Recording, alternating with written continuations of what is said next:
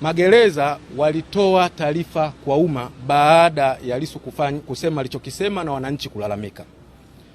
Nimekaa tangu tarehe 13 mwezi wa pili mwaka 2026 taarifa hiyo ilipotolewa na magereza, ambayo imesainiwa na SACP Elizabeth G. Mbezi ambaye ni msemaji wa jeshi la magereza.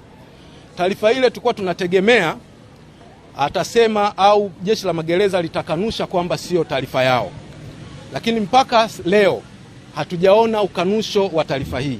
Kwa hiyo kwa lugha nyepesi, taarifa hii ambayo ilienea mitandaoni ni taarifa rasmi, na kwa hiyo tunataka kuijibu kama mawakili wa mtuhumiwa Tundu Antipas Lissu, lakini pia kama mawakili wazoefu katika mahakama za Tanzania.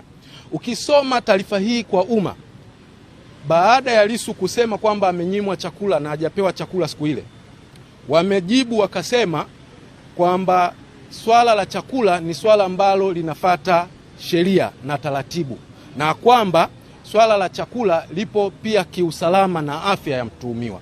Kwa hiyo kwa barua hii wanamaanisha kutokumpa Lissu chakula anapokuwa hapa ni kwa sababu ya usalama, lakini pia kwa sababu ya kuhakikisha hapati matatizo yoyote ya kiafya. Sasa ukifuatilia hii taarifa utapata pia wanaonyesha kama vile alichokuwa nalalamika Lissu na wananchi walichokuwa nalalamika ni kama vile tunataka upendeleo kwamba Lissu yeye apewe chakula wakati mahabusu wengine au wafungwa wengine wanaokuja kutafuta haki hapa mahakamani wao wasipewe au wao wafate utaratibu mwingine. Hiyo ndio barua ukisoma inachosema. Sasa nataka kuijibu. Ndugu zangu, jeshi la magereza limeanzishwa kwa mujibu wa sheria na taratibu zote zipo kwa mujibu wa sheria. Hakuna utaratibu wowote ambao unaweza ukafanyika ambao